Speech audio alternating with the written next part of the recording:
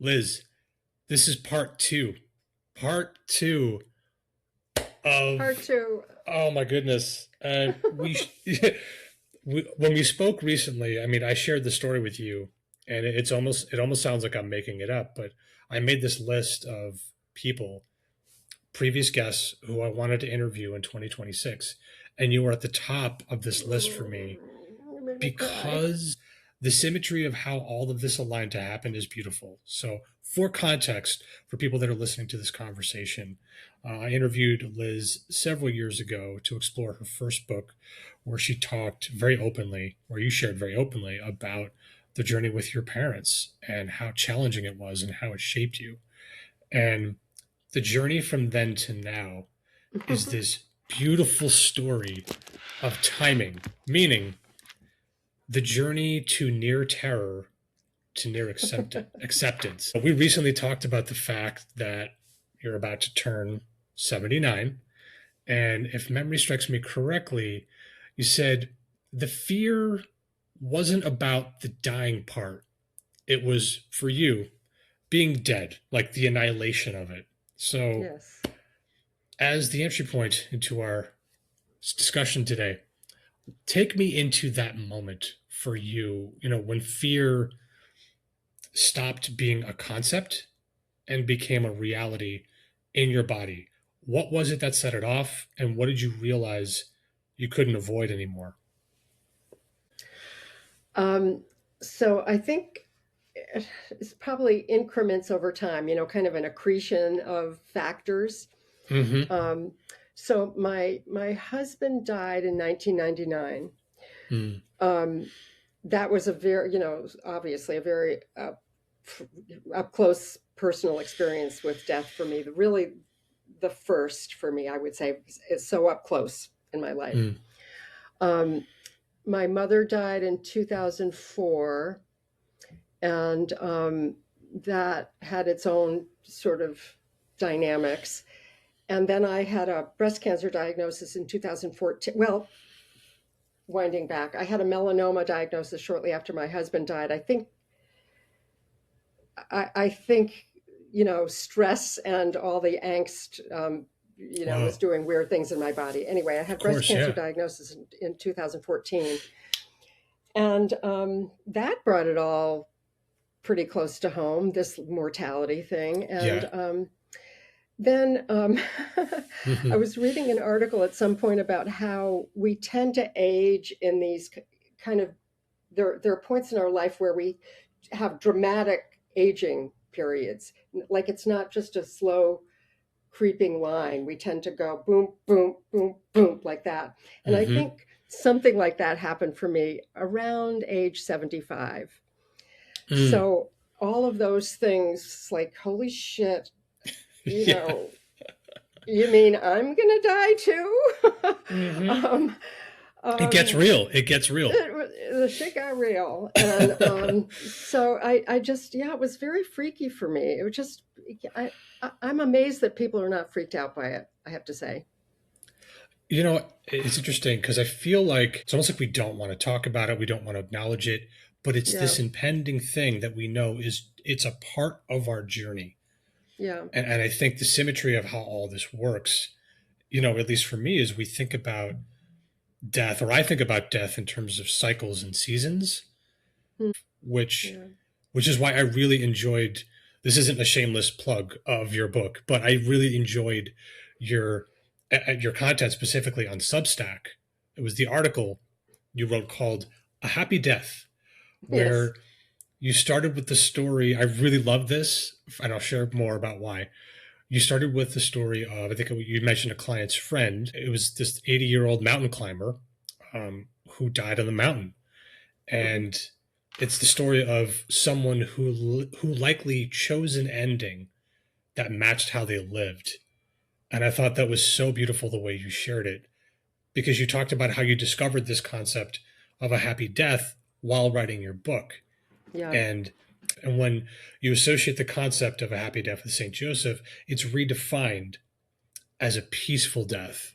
yeah. So my question for you is, what do you believe are the choices we have to make while we are still alive Yeah.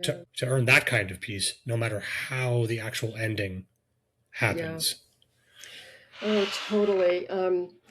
You know, I have to say, this might feel a little bit off target, but wh- almost always when I'm working with a client, I'm thinking about how we can have inner peace.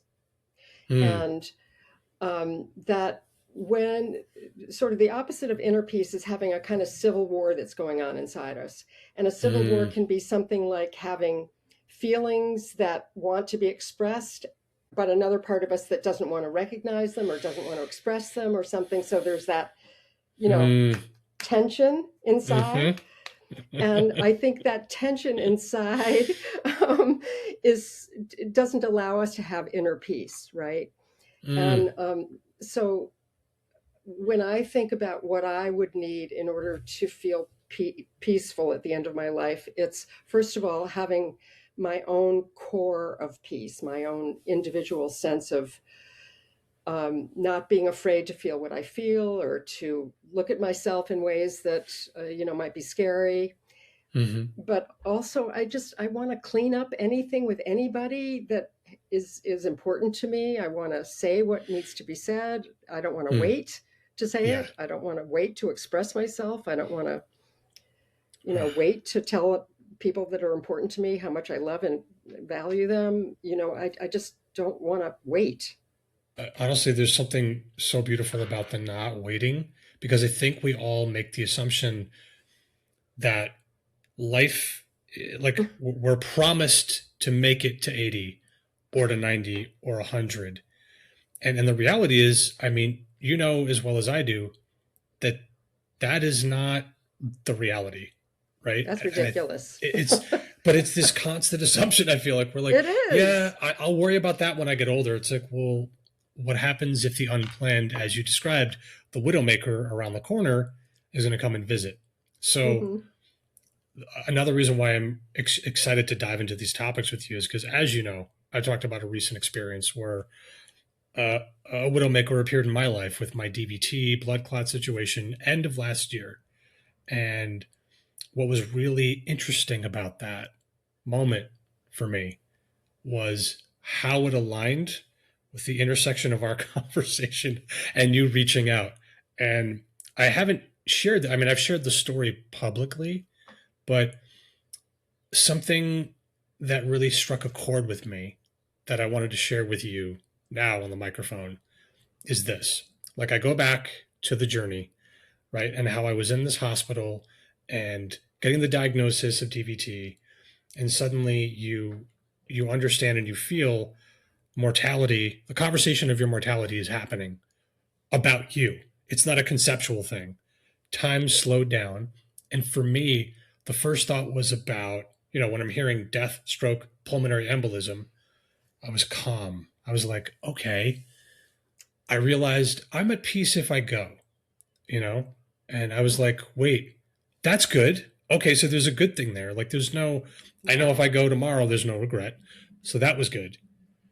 But in zero point 0.5 seconds of a transition, I had this surreal moment where I had like an imagery flash forward to what life would be like without me for my family. Oh. And I was like, my son's going to grow Oh up my without me. gosh. My wife's going to Oh. be a widow. And I just, Oh. I was like flash forwarding to all these memories I was no longer going to be able to have. And when you talked about your grandson, I could hear this very familiar, like this narrative of, and it really was so strong. It was this beautiful preemptive grief and a heartache Yeah. because the Yeah. grief, Yeah. it isn't just about you being gone. It's about missing your grandson and who he's going to become and Yeah. him not having you. So when you reflect on that special connection that you have with your grandson, what is it about that relationship that makes mortality feel so sharp? And what has it taught you about love, attachment, and presence? Oh, gosh. Why don't you ask me a hard question? I like to go deep, Liz. I told you, I mean, I was like, just bring tissues. Like, I'm This fully is planning on crying at some point. It's going to this be great. is why I like talking to you. Um, So, I mean, I've got two daughters, Hmm. whom I adore. Um, no, no words. I have two. I adore them. And this is, I think, an irrational thought. Mm. Um, they're older than you are, but so I have this Yeah. kind of irrational thought that that I kind of know how their lives are going to unfold. Again, that's kind of wacky. I don't know, Yeah. but it's this kind of irrational thought that I sort of have an idea of how their lives are going to unfold after I'm gone. With my grandson, he's so, he's 18, and so I yeah, I've been 12 different people since I was 18 years old. So Oh, how he's going to, what he's going to turn into, is completely, I can't conceptualize it. So yeah. I think that's what makes it so much more like, oh gosh, I'm not, I how, I want to be able to know those things about Yeah. him. And it's very painful. It's just, Yes. Oh, hmm yeah. um, I don't want to cut you off if you're still Mm-mm. rolling. No. I I think that is the one thing that I think I realized looking at your Substack content, diving into your book, and having these discussions right now about mortality. I think there's a beautiful symmetry to this all. Meaning, like you said, there's these chapters in life where you sort of go like this, boom. And I think for me, it was 45, where I was like, Mm-hmm. oh, I'm aware of my own mortality, the Yeah. mortality of my parents, the time I may or may not get with them and or my son, and then the ER made it so real. Um, and it inspired this next question for Liz because I literally have thought about this in the hospital room. So if you could leave behind a voice memo for your grandson to open when he's 30, what message would you leave for him and what would you hope that it frees up inside of him? Um, he actually asked me, a few months ago, what if I had like one pithy piece of advice for people, what it would be. And at the time, I said, "Be yourself." And I guess I would, if I had the opportunity to leave an expanded version of that, it would be, there's only one of you in the universe. There never will be another you. It's your job to be your full and beautiful self, and you are enough, and you are perfectly you. Um, um, don't let the world blunt you, or shame you, or um, Yeah. uh, um, lose sight of your own uniqueness. You are, there's a beautiful Martha Graham quote that I'm sort of bastardizing here about, um, there never will be another one of you in existence. So you just need to take very precious, careful care of that one precious you that will never exist again. I want him to know that, and know that he's perfectly enough as he is, perfectly imperfect. Liz, beautiful. That's so gorgeous. God damn. I think, if anything, how often do we get to reflect from that lens of there's only one of you out I there? know. And how often do we forget that fact? You know? Totally.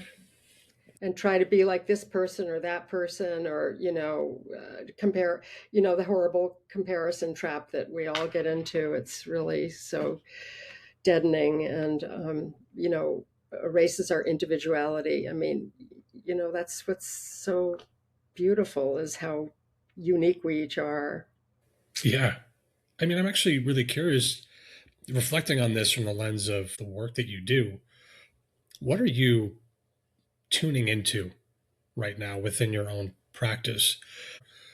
What do you think is the single most consistent, pervasive barrier, issue, or problem that people are facing right now in terms of their own journeys through life? Um, hmm. I mean, there's definitely an overlay now about, what's happening in this country and the world, and there's that overlay that is getting people down. I mean, I probably have a self-selected client population, but there are people that are very depressed about what's happening in this country and in the world and stuff like that. So there's that overlay on the sort of macro level. If I can take a minute to tell you a brief story that I think answers this question. Yeah. When Okay, when I published my memoir in 2019, I had this older man client that I'd been seeing. He was, quite a bit older than I, and hadn't seen him for a while, and he contacted me and said, I read your book. I don't know how he got a hold of it, and I'd like to come in and talk to you. And I said, okay. He came in and he said, well, this really upset me because I thought this is the word he used, I thought you were evolved. Mm. And, I said, well, I'm really happy to disabuse you of that belief because, what I believe is that I'm evolving, but, I think we're all mucking around doing the best we can. And, Yeah. there's no finish line and, I Nope. don't get to spike the ball and do the victory dance and neither do you. And so it felt like if I can hold space for somebody and be and and support them in recognizing that they're doing the best that they can in the moment, and none of it. I'm not perfect. They're not perfect. Don't look Mm. to me as a model. I'm just a co-explorer with you. I'm just Wow. in there mucking around myself, and the best we can do is to feel safe enough to know ourselves. And so I hope I can create an atmosphere where somebody feels safe to know what's going on inside, so we can make some movement on that internal civil war that's happening, because that's probably a common feature among clients, is that internal battle. I love this story, by the way, because it touches on the reality of our humanity. Yeah. We're imperfect, and I think what this gentleman said is so profound because we like this idea of the people who are guiding us through a certain situation should have the answers, right? Should be able to see the horizon and help you get there, but the horizon may shift and it may be the entirely wrong thing you're looking for anyway. So, Totally. and Totally. I also think the irony of that statement, now reflecting forward into current day, is with so much of what's happening online being AI generated, what we need more now is proof and authority that we're actually human, give ourselves a permission to learn in public, share our faults where we're not evolved, and the journey that we're all taking as humans. I think that's so great. If I can share, if you can share this, were you actually able, did you end up working with this person or did you decide it was going to be not a good fit? Well, I mean, there's a little bit more to that story, but I had seen him already, and he had a terrible childhood and was one of these people that was like, my parents did the best they could, so he never was allowed himself to be, angry or upset about his childhood, right? So I think one of the things we got to in that session where he was upset with me was that I said, I think I think you're upset. You're kind of upset with me because you're not allowing yourself to be upset in to for the other sort of authority figures in your life. It's Mm. easier to be upset with me, and so that was an Wow. interesting little digression that Wow. we went on. Oh, Yeah, it that's was so cool. It was profound. cool. But can I? Um, I just want to. I don't want to. You said something that kind of a light bulb went off in my head. This might be a very obvious thing, but when you're talking about AI, it really hadn't clicked for me before, but that's one of the things that it is freaky to me, is that it are we losing the imperfection of being a human? Is that going to Mm, be, is that at yeah. stake? Yeah.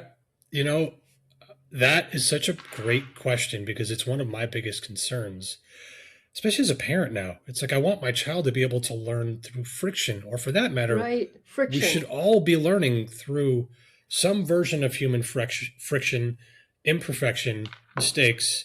But when entry level positions suddenly disappear and there's no more opportunities to learn, Yeah. where will the next generation of leaders come from?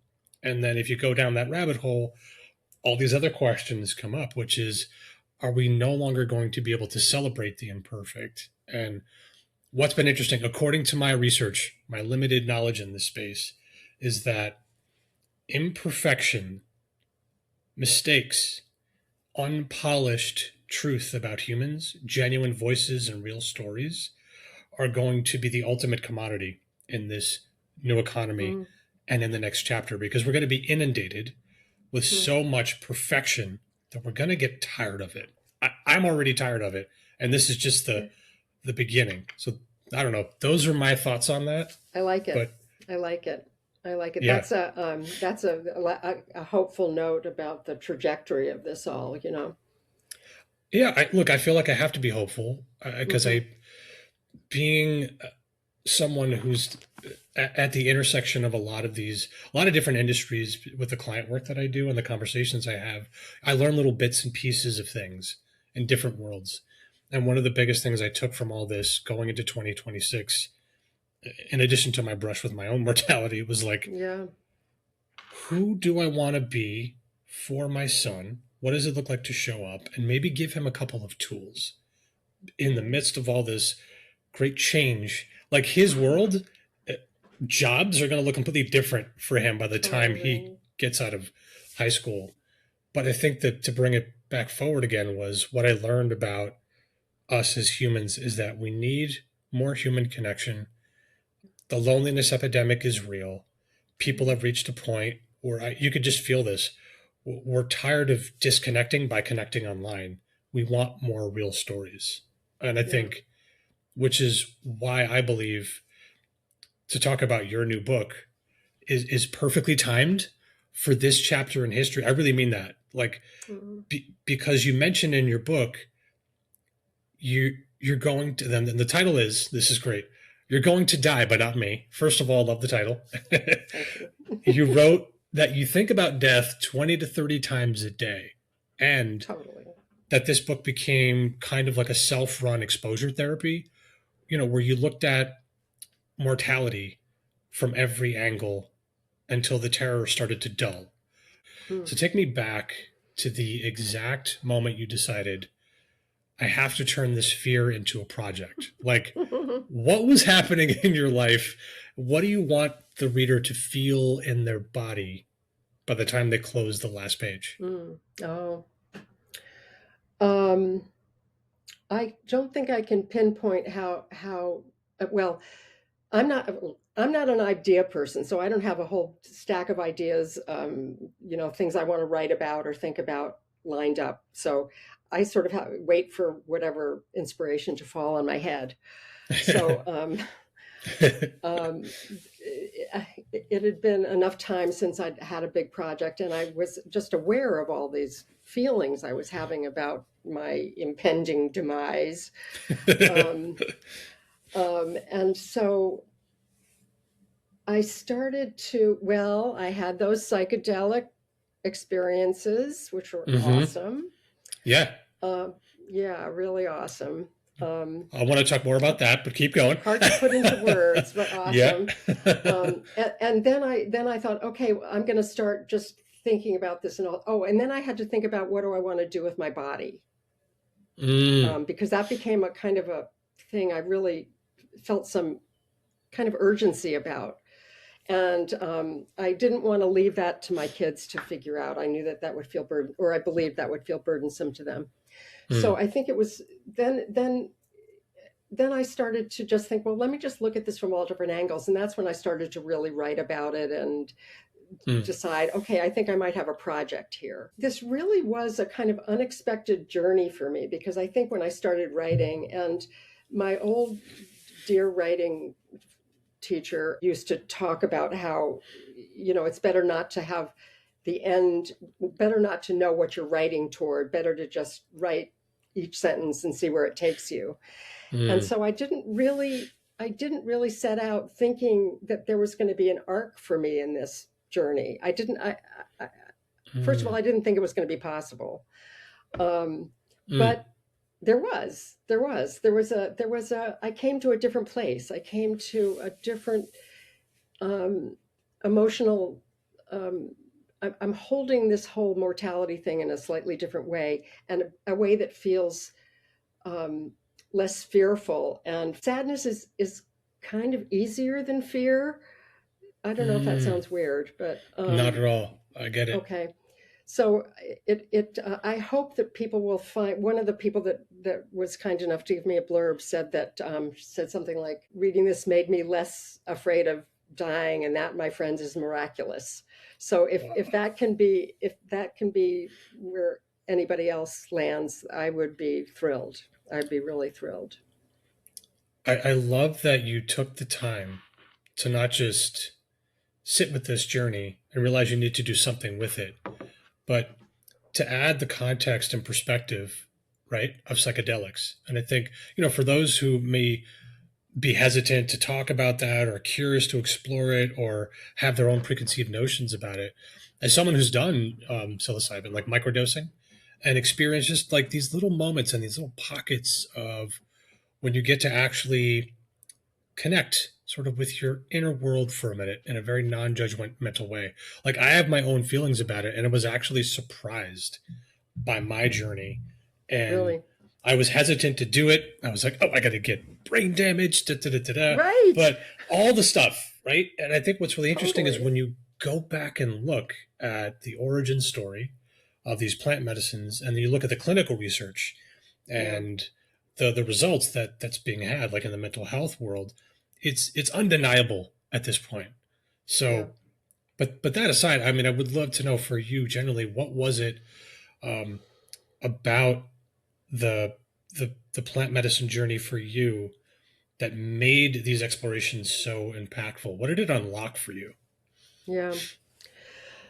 Um, just to preface that, I believe that the most extreme experiences on the horrible end and the amazing end Yeah. tend to be very difficult to put into words. Mm. And so, like the phrase, it's unspeakable, like unspeakable horror.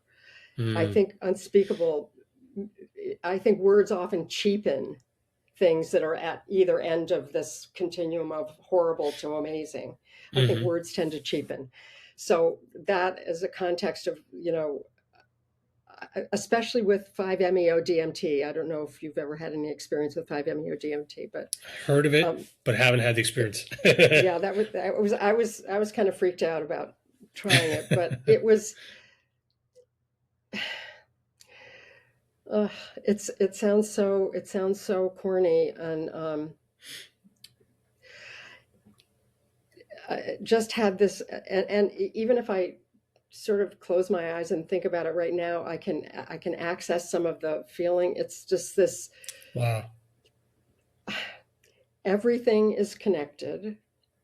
Mm.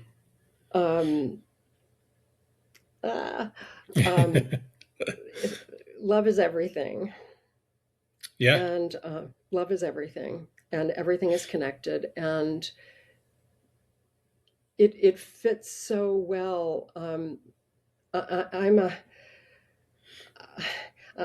I believe in panpsychism, so I believe that everything, almost everything, has a consciousness. I mean, I'm a huge Mm. animal lover, Yeah. and so it the experience has really connected me with. There's really no difference between me and my dog, and this pencil and this Yeah. glass, and they're just, everything is, we're just all, it's just one big connection, and there, it's hard to sort of say exactly why does that make me feel much more comfortable about mortality? It's hard to draw a direct line between Mm, those things, but it does. yeah. It does that make sense to you? What came to mind as you were talking was just having the awareness of that connection, right? Means that we're really never gone. And I think Yeah, there's a beautiful idea about, when I talk about nature or cycles, seasons of living or dying, like I really think everything is cyclical in a certain yeah, way.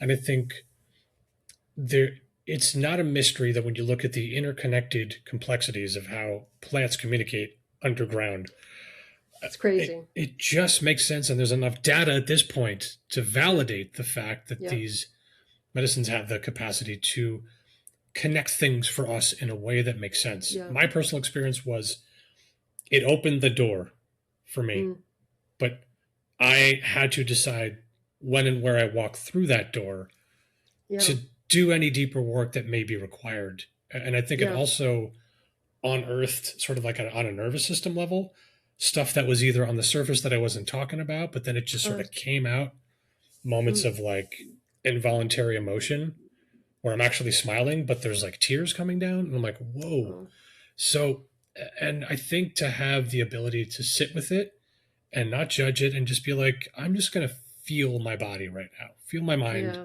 What am I experiencing? I mean, I think looking at this from the lens of what you do with your work as a mental health provider and also as an author, it really is about connecting to others.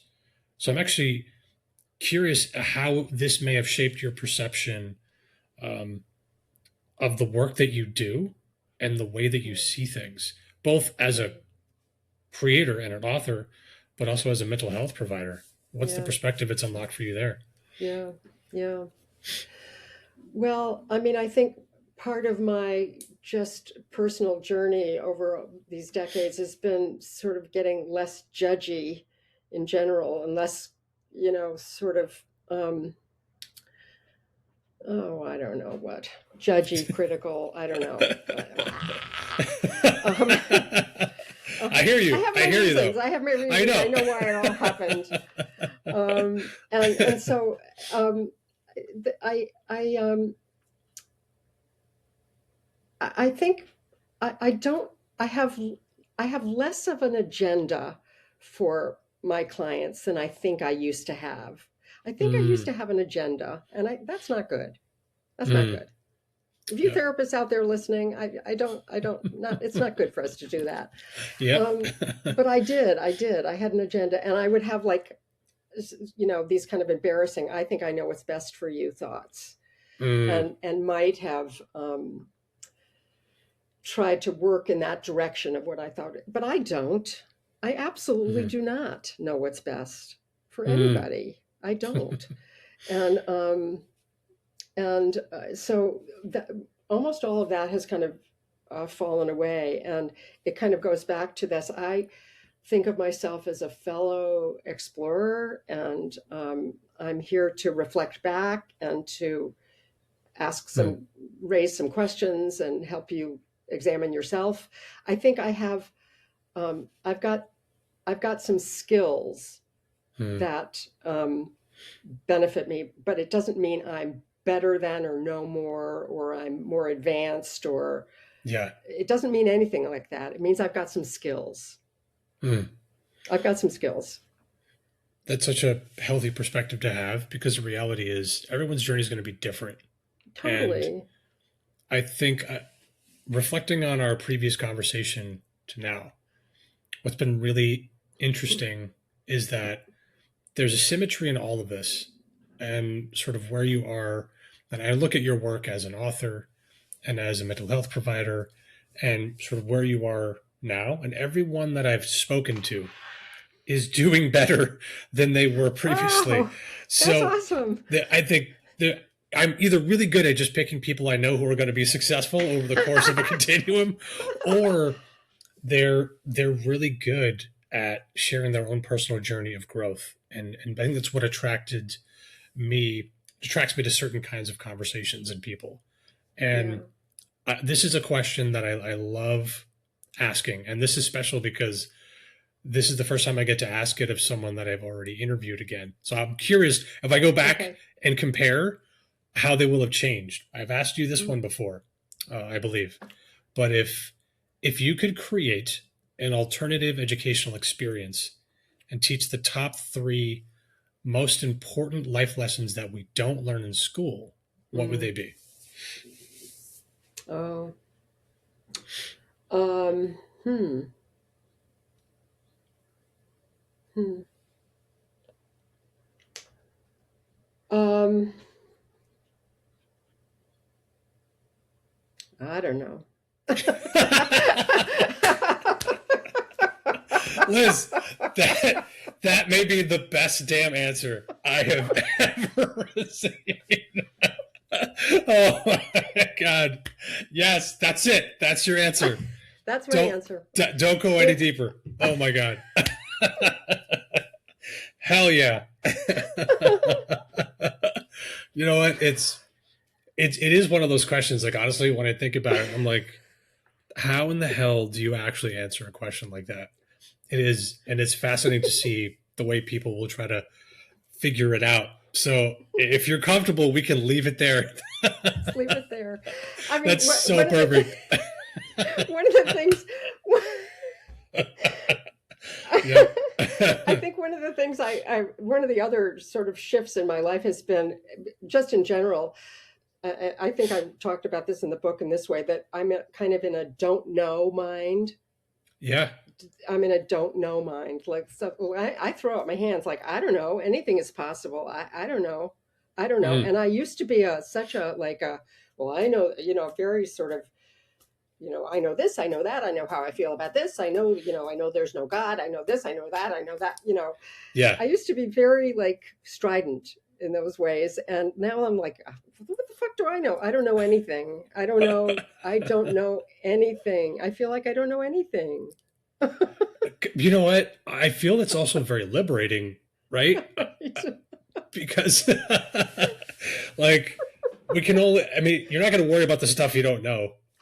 So I guess I won't worry at all. You got that. Worries off the table, Liz. Oh man, this is why I love our chats. Oh my god. You're wonderful to talk to, Ken. You're so Oh, great to talk to. You really are. You really thank are. you.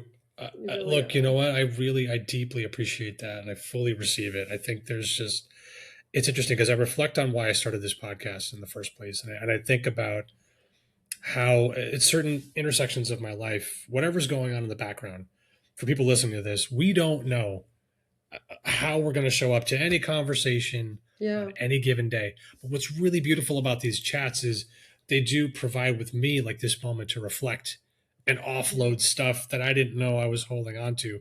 So I think for me, I've been able to, the blessing for me from receiving genuine compliments like that is that it's helped me understand my path to a certain mm, degree, which is like I could just own the fact that I'm really good at holding space for conversations and yeah. just do that and enjoy it. Yeah. And I really appreciate that. And I love, I mean, I'm so excited for maybe we'll have a third chat. So here's the plan. You got to live till 90. Okay. Just live to the age of Robert Duvall. It's funny when I heard about his Okay. passing, I instantly was like, this is, I don't know why I had this thought because it was so fresh in my mind based on our last chat. You're like, I'm 79. It's fucking horrible. And then I thought about Robert Duvall who died at 90. And I don't know why, Liz. I was like, shit, what if Liz lives until she's 90? Well, there are not enough ring lights or zoom filters or. Oh, it's But all I'll tell good. you what, here's the deal. You think of something else for me to write about because, like I said, I'm not an idea person. So you Yeah. come up with something for me to write about, and then I'll take these next, what is that, 11 years Yeah. and Reflect. come back with All that right. next book. I'm making a mark now in the recording. I got Okay. homework. I have a couple more questions to ask you Okay.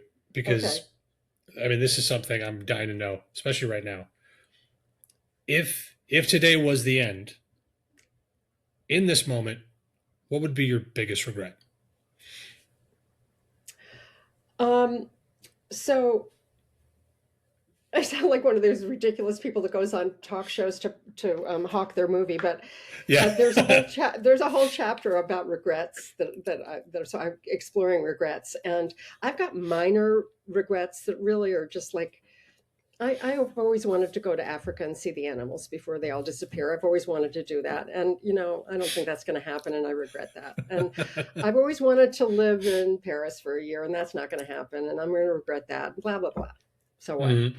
Um, um, I don't think there's a way for me to really let go of my regret about how sort of insufficient a mom I was when my kids were little. I just was, Mm, I was just psychologically, emotionally very young and mm. just kind of, I don't know, dumb.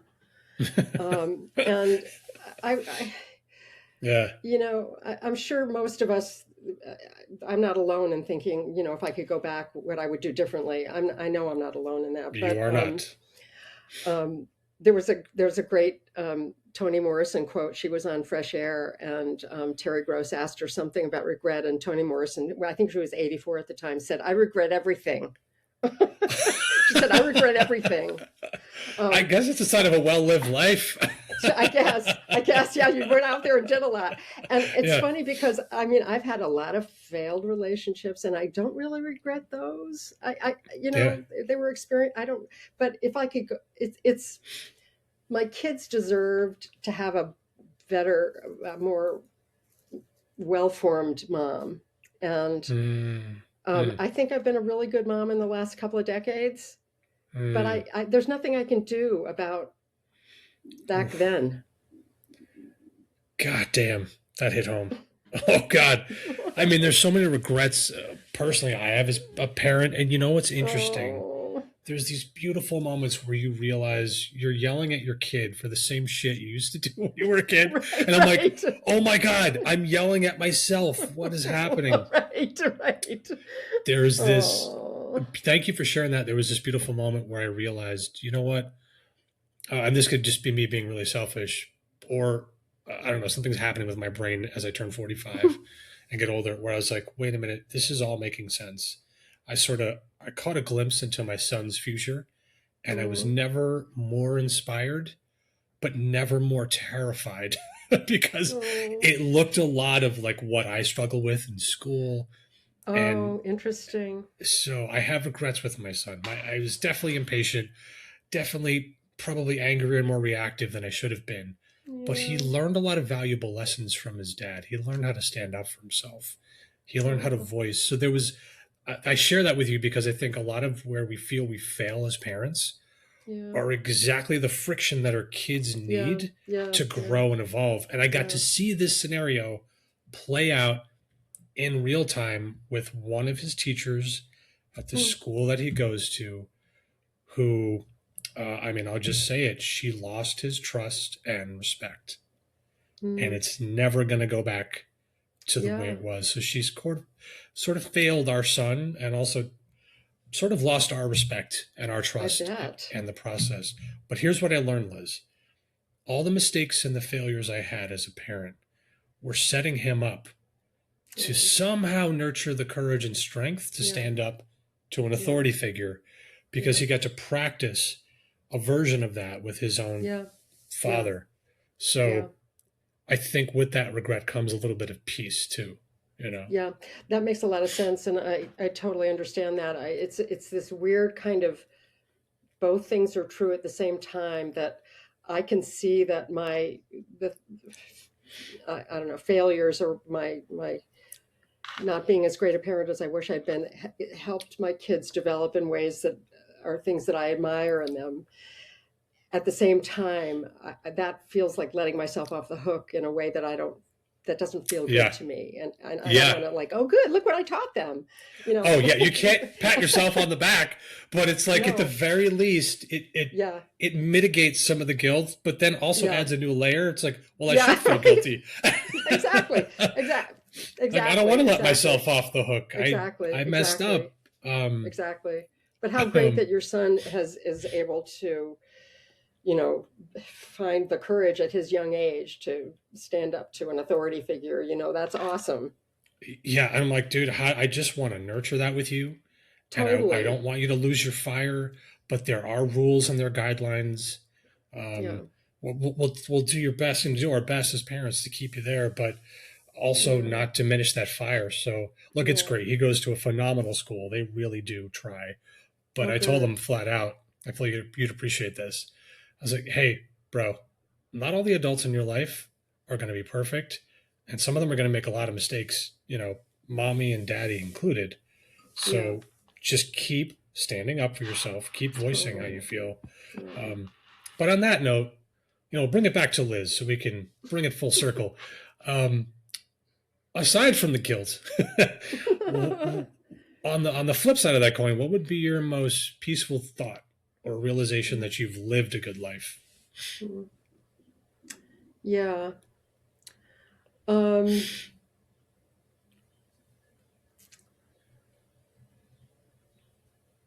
um,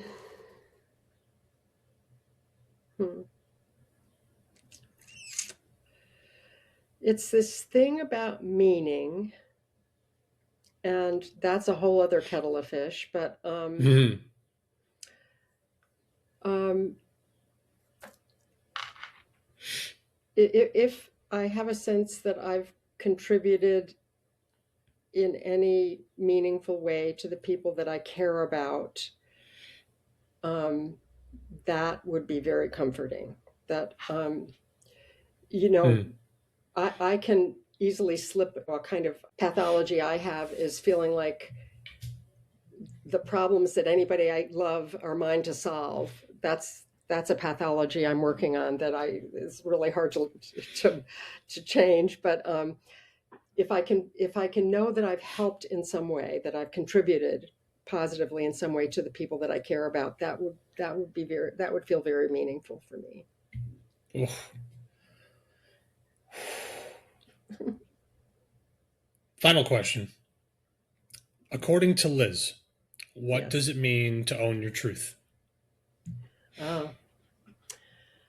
Um, it means to be willing to be my own flawed self, regardless of how other people might judge that.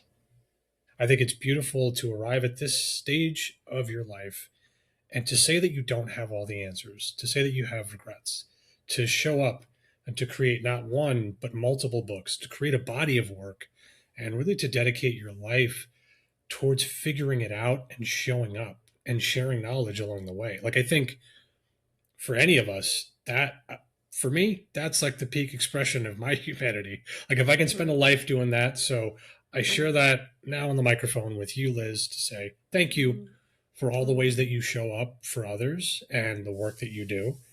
And I can't wait for people to discover your new book. Ken, thank you so much. I'm truly really grateful to have this conversation with you. It's I wish these kinds of meaningful conversations were not as rare as they seem to be. Mm, You know, um, mm.